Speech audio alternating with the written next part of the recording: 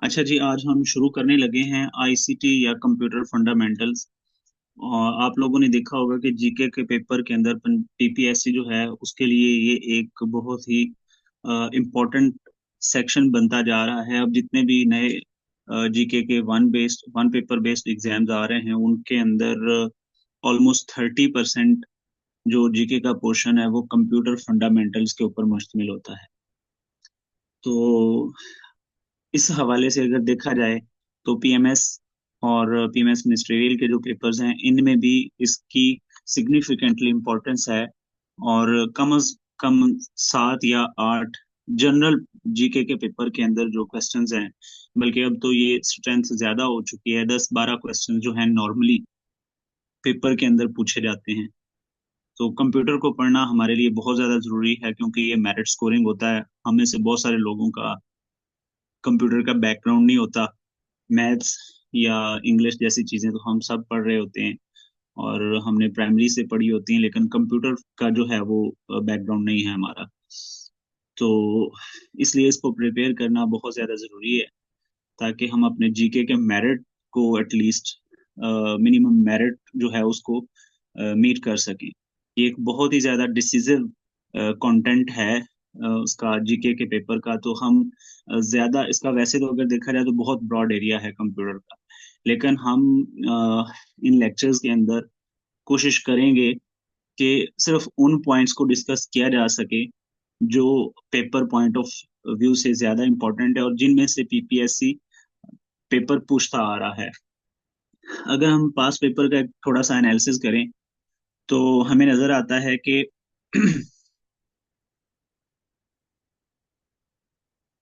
हम पास पेपर का अगर एनालिसिस करें तो हम देखते हैं कि अब तक कमोबेश जो मेरा एनालिसिस है पास पेपर्स का, पीपीएससी ने 700 से लेके 800 तक के करीब जो एमसीक्यूज हैं वो कंप्यूटर के अपने मुख्तलिफ पेपर्स में पूछ लिए हैं। जिनमें कुछ स्पेसिफिक पेपर्स जिनका सिलेबस ही कंप्यूटर एप्लीकेशंस वगैरह और कंप्यूटर फंडामेंटल्स था, जैसे कि अगर हम बात करें जूनियर क्लर्क की, डाटा एंट्री ऑपरेटर्स की या स्टेनोग्राफर्स के जो पेपर हैं, तो वो फुली कंप्यूटर फंडामेंटल्स के सिलेबस के ऊपर बेस करते हैं। कंप्यूटर फंडामेंटल से मुराद ये है कि हम वो चीजें जो कंप्यूटर बेसिकली जो एक लेमैन के लिए या हमारे लिए जानना जरूरी होती हैं वो शामिल होती हैं इसमें। जो मतलब डीप लेवल की प्रोग्रामिंग है या डीप लेवल की कंप्यूटर मैन्युफैक्चरिंग प्रोडक्शन है, वो चीजें शामिल नहीं है। तो फंडामेंटल्स हम यहाँ पे भी वो पढ़ेंगे, तो उसका एक कंटेंट है वो मैं आप लोगों के साथ शेयर कर देता हूँ थोड़ी देर में। तो उन पॉइंट्स को हम ना इंशाल्लाह यहाँ पे मजीद डिस्कस करेंगे। मैं एक दफा आपके साथ ना ये शेयर कर लूं कंटेंट, बल्कि शुरू करते हैं बगैर टाइम वेस्ट किए। मैं आपके साथ पीडीएफ में वो शेयर कर दूंगा चीजें। कंप्यूटर आईसीटी या कंप्यूटर फंडामेंटल्स। आईसीटी से मुराद होता है, ये एक टर्म है। और ये पेपर में मैं वो ज्यादा चीजें डिस्कस करूंगा जो पेपर में पूछी जा चुकी हैं, और जिस तरह से पूछी जा चुकी हैं वो मैं आपको क्वेश्चन जो है वो एक साथ साथ बताता जाऊंगा। जस्ट आ सेकंड, मुझे ये ना स्क्रीन शेयर कर लेने दें।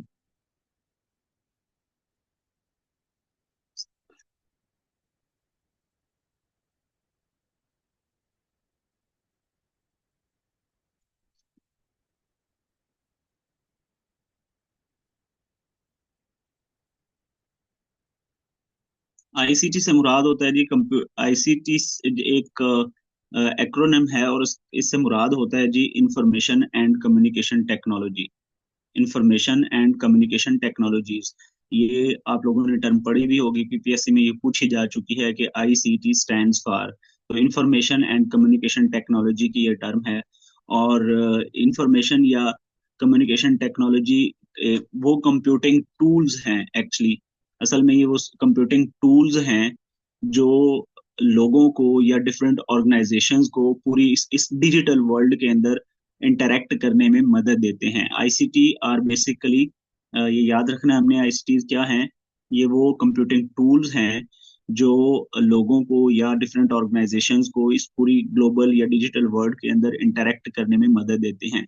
अब आईसीटीज के अंदर देखा जाए तो हमारा कंप्यूटर भी शामिल है, हमारा मोबाइल फोन भी शामिल है, टेलीफोन भी शामिल है, सेल फोन्स भी हैं, और जितने भी सैटेलाइट सिस्टम्स हैं या नेटवर्क हार्डवेयर्स हैं जो हमें एक दूसरे के साथ इंटरेक्ट करने में मदद देते हैं, इन सब को इंफॉर्मेशन एंड कम्युनिकेशन टेक्नोलॉजीज कहा जाता है, आईसीटी कहा जाता है। तो एक तो बेसिकली ये आईसीटी की डेफिनेशन हो गई और एक पेपर में पूछा जाता है। तो इस आईटीसी आईसीटी के टूल्स के अंदर मैंने भी बात की, मोबाइल फोन है, कंप्यूटर है हमारा, टेलीविजन है, और नेटवर्क्स हैं, सैटेलाइट सिस्टम वगैरह है। इसमें से हम कंप्यूटर के ऊपर बात करेंगे। कंप्यूटर बेसिकली क्या है?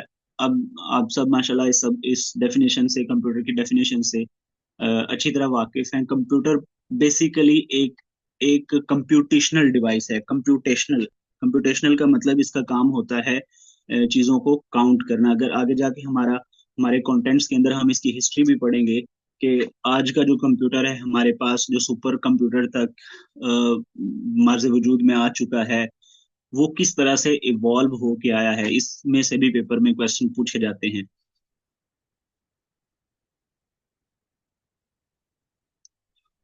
कंप्यूटर का जो सिस्टम है वो बेसिकली काम, कंप्यूटर किस तरह से काम करता है, इसमें ना दो चीजें हैं। कंप्यूटर लेता है इनपुट, और उस इनपुट को कंप्यूटर करता है प्रोसेस, और उस प्रोसेस के बदले में हमें मिलती है आउटपुट। ये जो कंप्यूटर की इनपुट, ये जो सिस्टम है, ये जो आपके सामने मैंने तीन वर्ड्स लिखे हैं, कंप्यूटर को इनपुट मिलती है, इस इनपुट को बोला जाता है डाटा। हम इसे डाटा भी कहते हैं, हम इसे कोई इंस्ट्रक्शन भी कह सकते हैं। ठीक है, इस डाटा को कंप्यूटर प्रोसेस करता है, और प्रोसेस किस तरह से करता है, उसके लिए हमने पहले से ही कंप्यूटर के अंदर इंस्ट्रक्शंस फीड किए होते हैं, जिन इंस्ट्रक्शंस को प्रोग्राम्स कहा जाता है। ठीक है, प्रोग्राम्स कहते हैं या सॉफ्टवेयर कहते हैं, ये सारी डेफिनेशन हम आगे इंशाल्लाह इनके ऊपर भी बात करते चलेंगे। फिलहाल हमें कंप्यूटर का एक जो इंट्रोडक्शन है ना, वो चीजें कवर करनी है इस लेक्चर के अंदर, फिर आगे उनको हम डिटेल से एक्सप्लेन करते जाएंगे। ये जो कंप्यूटर प्रोसेस करता है ना, ये प्रोसेस करता है थ्रू सीपीयू। सीपीयू से मुराद होता है सेंट्रल प्रोसेसिंग यूनिट। इस सेंट्रल प्रोसेसिंग यूनिट में दो तरह के ऑपरेशंस होते हैं। ये सेंट्रल प्रोसेसिंग यूनिट क्या है? ये कंप्यूटर का एक कंपोनेंट है। आगे अभी हम कंपोनेंट भी इसी लेक्चर के अंदर पढ़ने लगे हैं। सीपीयू को हम सेंट्रल प्रोसेसिंग यूनिट भी कहते हैं, और ये इसके अंदर ना दो तरह के ऑपरेशंस, जो बेसिक ऑपरेशंस हैं, जिनकी बेस के ऊपर कंप्यूटर हमारी इनपुट या हमारे डाटा को प्रोसेस करता है। और वो ऑपरेशंस कौन से हैं? एक होता है अरिथमेटिक ऑपरेशन, और दूसरा होता है लॉजिकल ऑपरेशन। कंप्यूटर के अंदर मेन ये दो तरह के ऑपरेशंस होते हैं, एक अरिथमेटिक ऑपरेशंस और एक लॉजिकल ऑपरेशन। जो अरिथमेटिक ऑपरेशन है, अरिथमेटिक का वर्ड यूज होता है कैलकुलेशन के लिए। जैसा कि मैंने शुरू में बताया कि कंप्यूटर की अगर डेफिनेशन पढ़ी जाए तो कंप्यूटर एक कंप्यूटेशनल डिवाइस थी। तो वो कंप्यूटेशनल डिवाइस से लेके आगे आज तक प्रॉब्लम सॉल्विंग और एनालिटिकल रीजनिंग, और आगे एआई या ऑगमेंटेड रियलिटी तक आ चुका है। ये जनरेशन ऑफ कंप्यूटर हैं, ये भी अभी हम डिस्कस करने वाले हैं थोड़ी देर में। तो कंप्यूटर के सीपीयू के अंदर, या जो भी हम इसे इंफॉर्मेशन देते हैं, ये मैं वो बातें डिस्कस कर रहा हूँ जो पेपर के अंदर पूछी जा चुकी हैं। ज्यादा डीप हम नहीं जाएंगे, लेकिन जो बातें पूछी जा चुकी हैं पेपर्स के अंदर, हम उनको डिस्कस करेंगे। जैसा कि ये सवाल पीपीएससी में पूछा जाता है कि सेंट्रल प्रोसेसिंग यूनिट जो है, इसमें कितनी किस्म के ऑपरेशंस होते हैं? तो दो तरह के ऑपरेशंस होते हैं, एक अरिथमेटिक ऑपरेशन है और एक लॉजिकल ऑपरेशन है। आगे फिर इसी से रिलेटेड, सीपीयू से रिलेटेड एक क्वेश्चन है। Okay okay okay.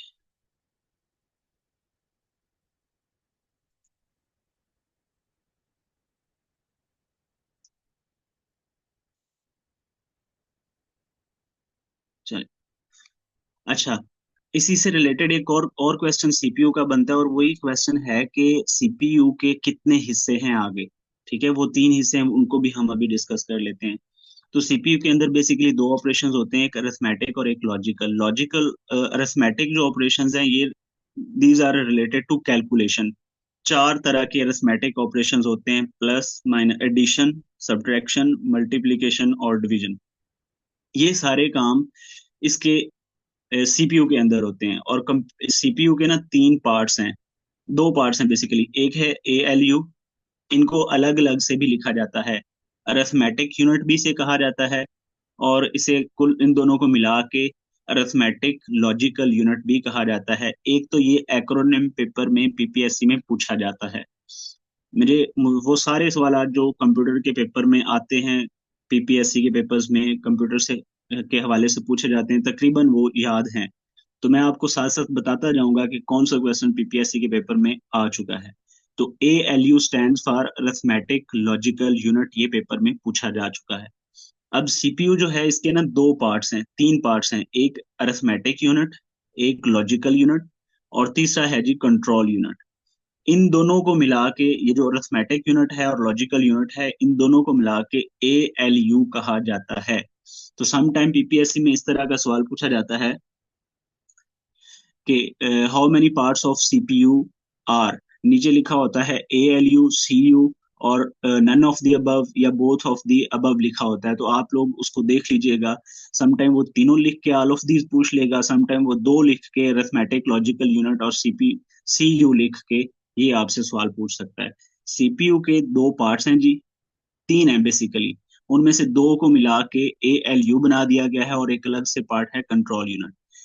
और सीपीयू दो काम जो है, दो ऑपरेशंस परफॉर्म करता है, एक अरिथमेटिक ऑपरेशन और एक लॉजिकल ऑपरेशन। ये जो अरिथमेटिक ऑपरेशंस हैं और लॉजिकल ऑपरेशंस हैं, इन दोनों का काम, ये दोनों ऑपरेशंस ए एल यू के अंदर होते हैं, arithmetical logical unit of CPU के अंदर होते हैं। ये बात आप लोगों ने याद रखनी है। दूसरा जो सीपीयू का पार्ट है वो है कंट्रोल यूनिट। कंप्यूटर को आने वाली जितनी भी इंस्ट्रक्शंस हैं या कंप्यूटर के अंदर आने वाले जितने भी सिग्नल्स हैं, अब वो सिग्नल्स कहाँ से आते हैं? वो सिग्नल डिवाइसेस से आते हैं। फॉर एग्जांपल, मैं माउस हिला रहा हूँ, मैं व्हाइट बोर्ड का ये जो पेन यूज कर रहा हूँ, या मैं माइक्रोफोन यूज कर रहा हूँ, ये सारे सिग्नल्स जो कंप्यूटर को आ रहे हैं, ये एक्चुअली इनपुट हैं, और ये प्रोसेस हो रहे हैं सीपीयू के अंदर। तो सीपीयू के अंदर जो इसका एक पार्ट है सीयू, जिसको हम कंट्रोल यूनिट कहते हैं, ये इनको कंट्रोल करता है। अच्छा, यहाँ पे आप मुझे एक बात का जवाब दें कि जो कंट्रोल यूनिट या अरिथमेटिक लॉजिकल यूनिट, सीपीयू के ये जो दो पार्ट्स काम कर रहे हैं, जो ऑपरेशंस कर रहे हैं, ये ऑपरेशंस कहाँ पे जा रहे हैं? तो इस सवाल का जवाब ये है कि जितने भी ऑपरेशंस कंप्यूटर परफॉर्म करता है, ठीक है, सीपीयू प्रोसेस करता है, वो उसकी मेमोरी के अंदर चले जाते हैं। ठीक है, तो कंप्यूटर के प्रोसेस करने का जो प्रोसेस मैकेनिज्म है वो ये है कि इनपुट आती है। इनपुट क्या है? रॉ डाटा है या इंफॉर्मेशन जो हमने कंप्यूटर को देना होती है, वो सीपीयू में प्रोसेस होती है। प्रोसेस होके वो साथ साथ मेमोरी के अंदर स्टोर होती जाती है। अभी जो मेमोरी है ना, ये भी अभी हम पढ़ लेंगे। मेमोरी दो तरह की होती है, प्राइमरी और सेकेंडरी, इसके ऊपर भी पीपीएससी में क्वेश्चन पूछे जाते हैं। अच्छा, प्रोसेस करने के बाद कंप्यूटर हमें जो आउटपुट देता है, उसको हम बोलते हैं इंफॉर्मेशन। ठीक है, तो यहाँ पे एक क्वेश्चन अक्सर पूछा जाता है कि डाटा जो है वो रॉ इंफॉर्मेशन होती है, ठीक है, और जो अरेंज्ड या ऑर्गेनाइज्ड या प्रोसेस्ड इंफॉर्मेशन होती है, उसको आउटपुट भी कहा जाता है। तो ये बातें आप लोगों ने याद रखनी है। तो एक बेसिक कंप्यूटर का, इसको कंप्यूटर का स्ट्रक्चर बोला जाता है, कंप्यूटर के ऑपरेट करने का स्ट्रक्चर बोला जाता है। ये जो मैंने आपके सामने लिखा है, इनपुट, प्रोसेस और आउटपुट। कंप्यूटर को हम इनपुट देते हैं, वो उसको सीपीयू के थ्रू प्रोसेस करता है, और उस प्रोसेस के बदले में वो हमें आउटपुट देता है। जब कंप्यूटर प्रोसेस कर रहा होता है, तो वो दो तरह के ऑपरेशंस कर रहा होता है, एक अरिथमेटिक ऑपरेशन और दूसरा लॉजिकल ऑपरेशन। ठीक है, अब इन दो ऑपरेशंस को करने के लिए सीपीयू के, यानी कि कंप्यूटर के, यहाँ पे अभी कंप्यूटर से मुराद, यहाँ पे कंप्यूटर का वर्ड इस्तेमाल किया जाए या सीपीयू का वर्ड इस्तेमाल किया जाए, तो आप इसको फिलहाल सिनोनिमस लें। आगे जाके हम इसको पढ़ लेंगे कि सीपीयू क्या चीज़ है, और ये कहाँ पे होता है। बेसिकली सीपीयू, लोग कॉमन लैंग्वेज के अंदर सीपीयू और कंप्यूटर, इनको एक एक ही वर्ड के तौर पे इस्तेमाल कर रहे होते हैं।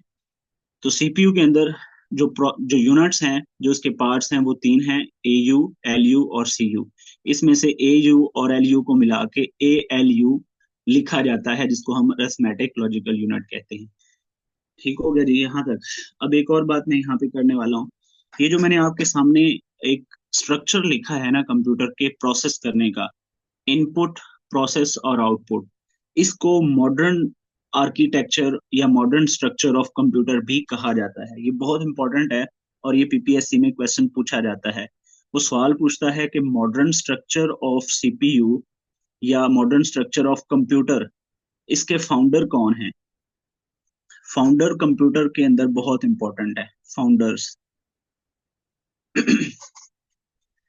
फाउंडर्स जैसे कि मैं अभी आप लोगों के सामने कुछ फाउंडर जो पीपीएससी ने लिखे हैं, जो पीपीएससी के पेपर में आ चुके हैं, वो भी मैं यहाँ पे लिख देता हूँ। तो मॉडर्न स्ट्रक्चर ऑफ कंप्यूटर या मॉडर्न आर्किटेक्चर ऑफ कंप्यूटर क्या है कि हम उसको इनपुट देते हैं, वो उसको प्रोसेस करता है और उस प्रोसेस के बदले में वो हमें आउटपुट देता है। ये एक साहिब हैं जिनका नाम है John von Neumann. John von Neumann, इन्होंने ये वाला स्ट्रक्चर दिया हुआ है, इनपुट, प्रोसेस और आउटपुट का स्ट्रक्चर। इसे मॉडर्न आर्किटेक्चर ऑफ कंप्यूटर भी कहा जाता है, modern structure of computer processing भी कहा जाता है। और इसके फाउंडर हैं जी जॉन वॉन न्यूमैन। और इनका ताल्लुक कंप्यूटर की फर्स्ट जनरेशन के साथ है।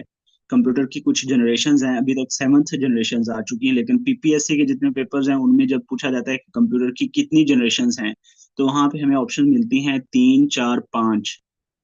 याद रखिएगा टोटल अब तक जो सेवन्थ जनरेशन हैं, अब मतलब 2025 में।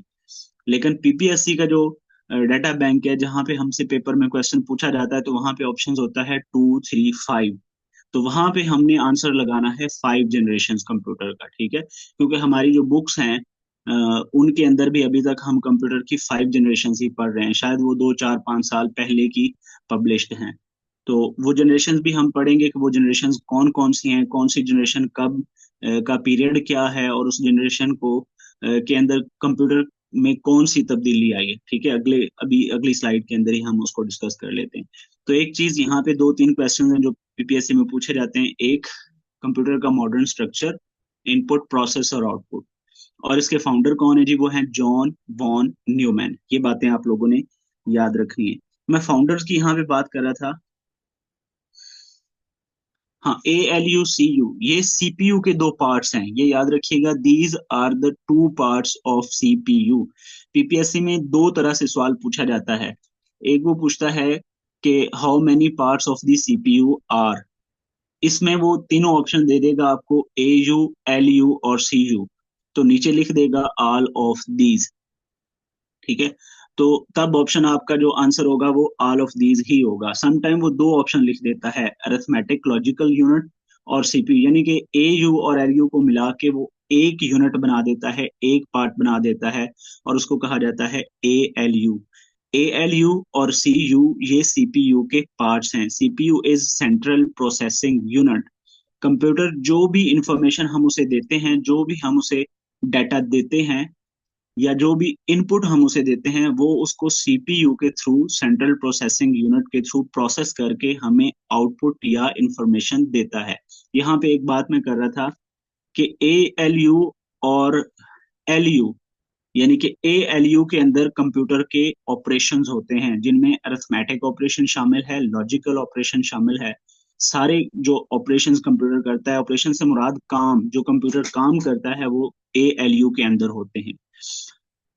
और उस काम करने के लिए, उन ऑपरेशंस को परफॉर्म करने के लिए जितनी भी डिवाइसेस का कंप्यूटर इस्तेमाल कर रहा है, जैसे कि कीबोर्ड का इस्तेमाल कर रहा है, ये लाइट पेन का इस्तेमाल कर रहा है, माउस का इस्तेमाल कर रहा है, स्पीकर का इस्तेमाल कर रहा है, या ये जो मॉनिटर है इसका काम, इसका इस्तेमाल कर रहा है, इन सारों के सिग्नल्स सेंट्रल सीपीयू में के अंदर एक एक पार्ट है जिसको हम कंट्रोल यूनिट कहते हैं, CU। कंट्रोल यूनिट के थ्रू सारे सिग्नल्स इसको मिलते हैं, और इन सारे सिग्नल्स को आउटपुट डिवाइसेस को वो कंट्रोल यूनिट के थ्रू भेजता है। ठीक है, सिंपल अगर हम इसे कंप्यूटर की लैंग्वेज में देखें तो सीपीयू को प्रोसेसर भी कहा जाता है। प्रोसेसर कॉमन वर्ड है, आप लोगों ने ये सुना होगा। ठीक है जी, फाउंडर्स की बात कर रहा था। तो जो पहले पीपीएससी में फाउंडर्स पूछे जा चुके हैं, उनमें उनमें एक दो चीजें और मैं आपको बता देता हूँ। जैसे कि माउस है, माउस के बारे में पूछा जा चुका है, इवन ये पीएमएस के पेपर में ही पूछा जा चुका है। तो माउस के जी फाउंडर कौन है, ये नाम है डुगल्स एंगलबार्ट। ठीक है, अब अंग्रेजों के नामों की प्रोनाउंसिएशन आगे पीछे हो सकती है, इसको डॉगलस भी वर्ड पढ़ते हैं, डुगल्स भी पढ़ते हैं, एंगलबार्ड। ये माउस इन्होंने, इन इस बंदे ने माउस जो है ये बनाया था, ठीक है। और इसके अलावा एक दो और नाम है, जैसा कि एक, बल्कि अभी ना लिख दूं ये जितने भी उसने पूछे हुए हैं, ताकि ये तो क्लियर हो। फाउंडर्स में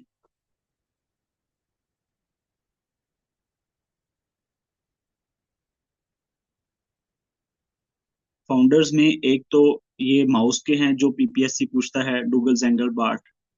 ठीक है, एक ये मॉडर्न स्ट्रक्चर ऑफ कंप्यूटर के वो पूछता है, जो मैंने अभी नाम आपको लिख लिख दिया, जॉन वॉन न्यूमैन। ठीक है। हाँ, इसके अलावा एक और बड़ा नाम है जो फादर ऑफ, जिनको कंप्यूटर कहा जाता है, फादर ऑफ मॉडर्न कंप्यूटर।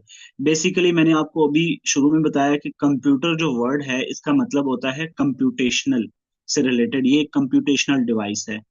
तो मतलब अगर हम पीछे जाके देखें तो अबाकस, सबसे पहले एक अबाकस एक कैलकुलेटर टाइप चीज बनाई गई थी। कैलकुलेटर जो हम आज देखते हैं वो कैलकुलेटर तो नहीं था, ये एक अबाकस एक मशीन का नाम है, या कैलकुलेटर मशीन का नाम है, जो जिसका काम बेसिकली जो सिंपल कैलकुलेशन के ऑपरेशंस हैं वो परफॉर्म करना था।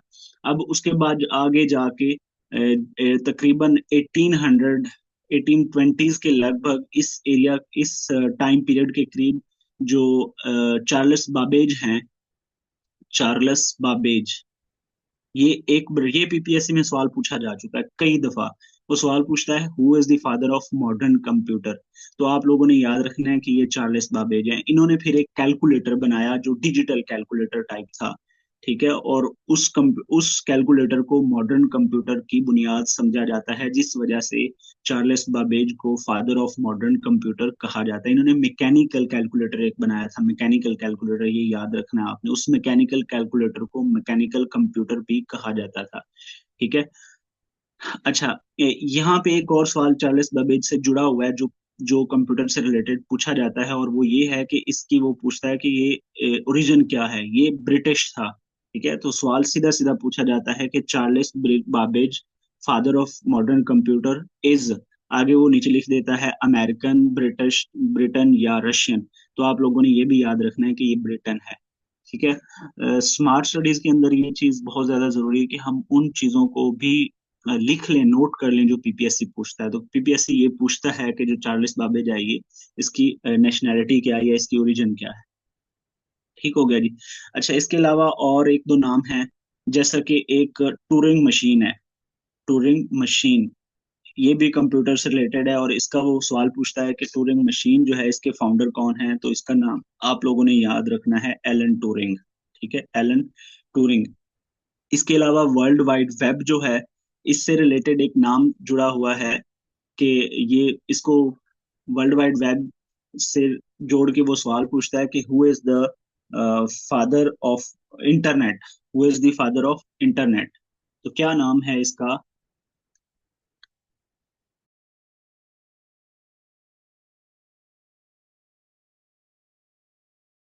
विंट सर्फ इसका नाम है, इस बंदे का, विंट सर्फ, जिसने डब्ल्यू डब्ल्यू ई के साथ सारी डोमेन्स को जोड़ा था, विंट सर्फ। ठीक है, ये नाम आप लोगों ने याद रखने हैं, जो कंप्यूटर के फाउंडर से रिलेटेड बारहा पीपीएससी के पेपर्स में पूछे। आजकल जो फेवरेट सवाल है ना पीपीएससी का, जो 2024 के 23 के मॉडल पेपर्स में अगर हम देखें, तो वो ये विंट सर्फ का नाम है। वो पूछता है कि who is the father of modern, who is the father of internet. और एलन टूरिंग का नाम पूछता होता है, टूरिंग मशीन का कह के।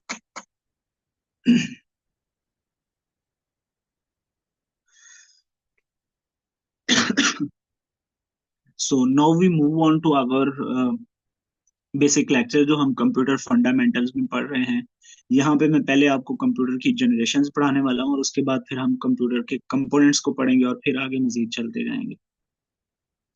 अब हम ना कंप्यूटर की जनरेशन्स के ऊपर थोड़ा सा पढ़ लेते हैं।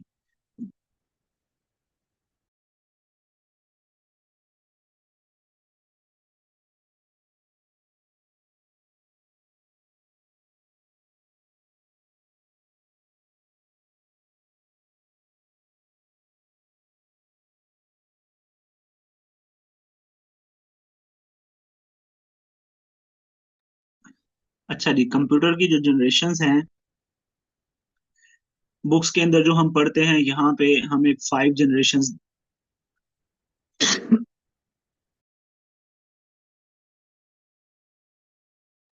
सॉरी, 5 जनरेशन्स देखने को मिलती हैं।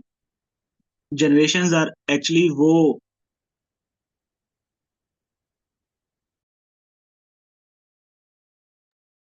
जनरेशन्स एक्चुअली वो पीरियड है कंप्यूटर की हिस्ट्री का, जहाँ पे कंप्यूटर की टेक्नोलॉजी के अंदर कोई ना कोई नई तब्दीली आई है, ठीक है।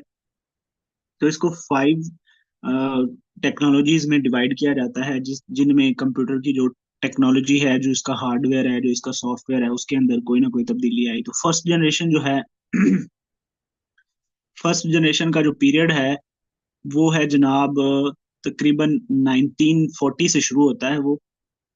ये इंपॉर्टेंट नहीं है कि इसका पीरियड कब शुरू होता है, मैं भी बता देता हूँ। फर्स्ट जनरेशन का पीरियड जो है वो 1945 से शुरू होता है और तकरीबन 1960s तक जाता है। एक आधा साल आगे पीछे भी हो सकता है। इसलिए ये कह रहा हूँ कि ये इंपॉर्टेंट नहीं है, और ना ही पीपीएससी ने कभी पूछा है कि फर्स्ट जनरेशन का जो टाइम पीरियड है वो कब का है। हाँ, इसी साल 1945 में जो कंप्यूटर का मॉडर्न स्ट्रक्चर मैंने आपको बताया, जो जॉन वॉन न्यूमैन ने दिया था, वो 1945 के अंदर लॉन्च हुआ था। इसके अलावा एक एनीवैक है, यूनिवैक है, एनीवैक, यूनिवैक, इस तरह से ये कंप्यूटर के जो मॉडल्स हैं या स्ट्रक्चर्स हैं, ये भी लॉन्च हुए थे इसी जनरेशन के अंदर, लेकिन ये ज्यादा इंपॉर्टेंट नहीं है। व्हाट इम्पोर्टेंट इज, वो ये पूछा जाता है कि फर्स्ट जनरेशन के अंदर कौन सा हार्डवेयर या कौन सी टेक्नोलॉजी यूज की गई थी। तो वैक्यूम ट्यूब्स के ऊपर ये बेस करते थे ये जो कंप्यूटर्स हैं, फर्स्ट जनरेशन के कंप्यूटर, इनमें वैक्यूम ट्यूब्स जो हैं वो इस्तेमाल की जाती थी। अब वैक्यूम ट्यूब्स जो हैं, इनका साइज बहुत ज्यादा होता था। मतलब आपने सुना होगा कि जो पहले पहले कंप्यूटर बने थे वो पूरे कमरे में आ जाते थे, वो पूरे कमरे में एक वैक्यूम ट्यूब ही आ जाती थी। और मेमोरी के पर्पस के लिए मैग्नेटिक ड्रम्स इस्तेमाल किए जाते थे, जैसे कि अगर हम प्रिंटर के अंदर देखें तो अब भी ड्रम्स जो हैं वो इस्तेमाल हो रहे हैं। तो ये सारी चीजें, जो ये वाली टेक्नोलॉजी थी, ये काफी लार्ज। और क्वेश्चन है किसी का जी? ये काफी लार्ज टेक्नोलॉजी थी, मतलब कंप्यूटर का साइज इससे बढ़ गया था, जाता था, और इसकी एफिशिएंसी भी कोई इतनी खास नहीं थी।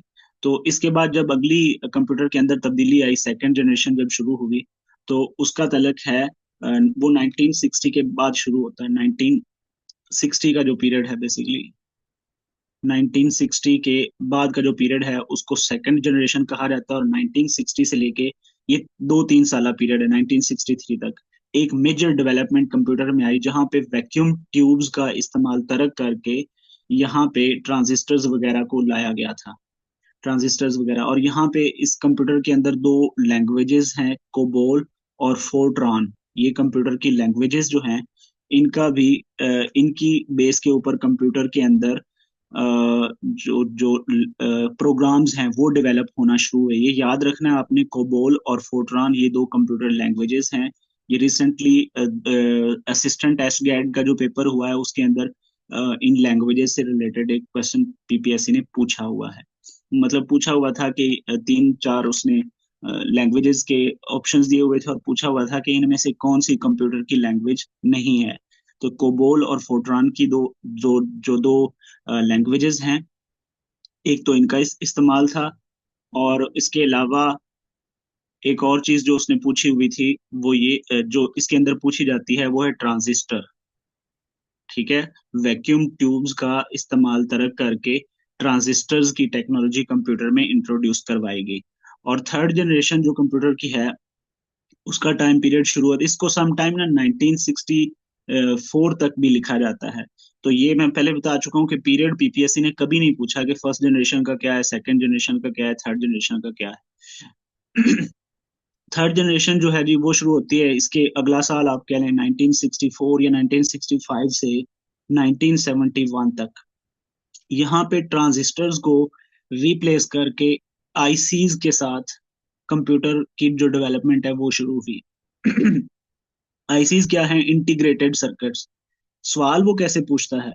पीपीएससी में वो सवाल पूछता है कि integrated circuits were introduced in which generation of the computer. Simple सवाल वो पूछता है, vacuum tubes were introduced in which generation of the computer. ये पूछता है, ये आप लोगों ने याद रखना है। मैं आपको 5 जनरेशन की बातें बताने लगा हूँ, और भी बहुत सारी चीजें इसके अंदर पढ़ी जा सकती हैं, लेकिन जो बहुत ज्यादा जरूरी है, जो पीपीएससी पूछता है अपने पेपर्स के अंदर, मैं सिर्फ आपको वो बता रहा हूँ। तो सेकंड जनरेशन के अंदर उसने ट्रांजिस्टर्स इंट्रोड्यूस करवाए, वैक्यूम ट्यूब्स को खत्म किया, इसके साथ कोबोल और फोर्ट्रॉन जैसी लैंग्वेजेस जो हैं वो इंट्रोड्यूस हुई, वो डेवलप हुई, उनकी बेस के ऊपर कंप्यूटर के प्रोग्राम्स जो हैं, प्रोग्रामिंग वो शुरू हुई। थर्ड जनरेशन में ट्रांजिस्टर्स की जगह पे इंटीग्रेटेड सर्किट्स का इस्तेमाल शुरू हुआ। अब इंटीग्रेटेड सर्किट्स क्या होते हैं? अगर आप कंप्यूटर का मदरबोर्ड देखें तो वहां पे आपको रैम मिलती है, वहां पे आपको मदरबोर्ड के ऊपर पीसीआई स्लॉट्स, पीसीआई कार्ड्स मिलते हैं, वहां पे आपको प्रोसेसर मिलता है। ये सारे सर्किट्स है ना, इन सर्किट्स को जोड़ के फिर एक पूरा प्रॉपर सीपीयू हमारा मदरबोर्ड या सिस्टम यूनिट बनता है। तो इस ये थर्ड जो हमारी जनरेशन है, उसके अंदर इंटीग्रेटेड सर्किट्स इंट्रोड्यूस हुए। इससे पहले मतलब मेमोरी अलग होती थी, और प्रोसेसर अलग होता था, बाकी पार्ट्स अलग अलग होते थे। तो इन सब को एक ही सर्किट के ऊपर इंटीग्रेट कर दिया गया, जोड़ दिया गया, और इसको कहा जाता है इंटीग्रेटेड सर्किट। अच्छा, इसके बाद जो फोर्थ जनरेशन है, इसके ऊपर वैसे उसने सवाल नहीं पूछा, ये तीनों पूछता है वो। तीनों याद रखिएगा, वैक्यूम ट्यूब्स, कोबोल और फोटोन, ट्रांजिस्टर्स, और तीसरा इंटीग्रेटेड सर्किट्स। अच्छा, यहाँ पे जो फोर्थ जनरेशन है, इसका टाइम पीरियड शुरू होता है 1971 से लेके 1980s तक। 1971 से लेके 1980s तक जो है वो कंप्यूटर की फोर्थ जनरेशन शुरू होती है। अब फोर्थ जनरेशन के अंदर क्या होता है? फोर्थ जनरेशन 1971 से 1980s तक, इसमें माइक्रो प्रोसेसर्स इंट्रोड्यूस करवाए गए। माइक्रो प्रोसेसर्स, ठीक है। माइक्रो प्रोसेसर्स की ना दो तीन, अब तो बहुत सारी टाइप्स है ना, जैसे अब तो हमारे मोबाइल फोन्स के अंदर भी माइक्रो प्रोसेसर चिप्स आती हैं जो बहुत माइक्रो लेवल की होती हैं। जो फर्स्ट टाइप की जो माइक्रो प्रोसेसर चिप्स इंट्रोड्यूस करवाई गई थी, उनका नाम था, उनको V L S I micro chips कहा जाता है। V L S I micro chips, ठीक है। ये पूछा जाता है कि micro processor were introduced in which generation of the computer. ये कभी नहीं पूछा गया कि वीएलसी, उनका नाम जो micro processor generation chips introduce करवाई गई थी, उनको वीएलएसआई कहा जाता है या उनको यूएलएसआई कहा जाता है, जो कि फिफ्थ जनरेशन में आया। अगर आप कभी मार्केट में जाकर देखें तो जो पुराने कंप्यूटर हैं, जो मतलब वहां से एक्सपोर्ट होके कभी यहाँ पे आए, 2000 के आसपास के जो कंप्यूटर्स हमें मिलते हैं, उनका जो प्रोसेसर है वो रैम की तरह बड़ा होता था। रैम आप लोगों ने देखी होगी। और आजकल के जो सीपीयूज हैं, उनके अंदर एक छोटा सा स्क्वेयर शेप का एक सीपीयू प्रोसेसर लगा होता है, जिसको यूएलएसआई कहा जाता है, और उसके आगे भी बहुत सारी जनरेशन है। अच्छा, फोर्थ जनरेशन के अंदर क्या हुआ? माइक्रो प्रोसेसर जो है वो इंट्रोड्यूस करवाए गए। अब उसके बाद जो हमें बुक्स के अंदर पढ़ने को मिलती है फिफ्थ जनरेशन, वो कौन सी है जी? फिफ्थ जनरेशन के अंदर उसने आगे फिर इंटेलिजेंस, फिफ्थ जनरेशन, इसमें सिंपल वो क्वेश्चन जो पीपीएससी पूछता है वो ये है कि fifth generation of the computer is based on. तो इसका सिंपल आंसर है आर्टिफिशियल इंटेलिजेंस। मतलब 1980s के बाद का जो पीरियड है, 1980s के बाद का कंप्यूटर का जो पीरियड है, 1980 से लेके अब तक का जो पीरियड है, इसको आर्टिफिशियल इंटेलिजेंस का जनरेशन कहा जाता है। मतलब कंप्यूटर जितने भी काम करता है, जितने भी फंक्शंस करता है, वो आर्टिफिशियली इंटेलिजेंस टेक्नोलॉजी के ऊपर बेस करते हैं। तो पीपीएससी जनरेशन से रिलेटेड जो सवाल पूछता है ना, वो ये है कि पहली टेक्नोलॉजी जनरेशन के अंदर कौन सी टेक्नोलॉजी इंट्रोड्यूस हुई, दूसरी में, तीसरी में, चौथी में, पांचवी में। अब अगर मजीद इनके ऊपर हमने बात करनी हो तो हम पढ़ सकते हैं बहुत सारी चीजें, लेकिन वो पेपर पॉइंट ऑफ व्यू के हवाले से इतनी इंपॉर्टेंट नहीं है। जैसा कि अगर हम बात करें कि जो फर्स्ट जनरेशन या सेकंड जनरेशन की जो कंप्यूटर्स थे, उनका नाम क्या था, मैं मसलन आपको बता देता हूँ। जो आईबीएम है, आईबीएम ने सेकंड जनरेशन के अंदर ट्रांजिस्टर्स जो है वो इंट्रोड्यूस करवाए थे। तो उस वक्त आईबीएम के जो कंप्यूटर, जैसा कि 1620 एटसेट्रा, इस तरह के 1620 या 7060 की रेंज के जो कंप्यूटर हैं, ये सेकंड जनरेशन से ताल्लुक रखते हैं। और थर्ड जनरेशन के अंदर जो आईबीएम के कंप्यूटर हैं, वो आईबीएम 360 एटसेट्रा, आईबीएम वो पहली कंपनी है जिसने ट्रांजिस्टर, ये भी बड़ा इंपॉर्टेंट याद आ गया। आईबीएम वो कंपनी है, पहली कंपनी है जिसने कंप्यूटर के अंदर फर्स्ट टाइम ट्रांजिस्टर्स की टेक्नोलॉजी इंट्रोड्यूस करवाई थी। तो ये भी सवाल पीपीएससी में पूछता है, और वो ये भी पूछता है कि IBM stands for what. International business machine, ये भी आप लोगों ने याद रखना है, इंटरनेशनल बिजनेस मशीन।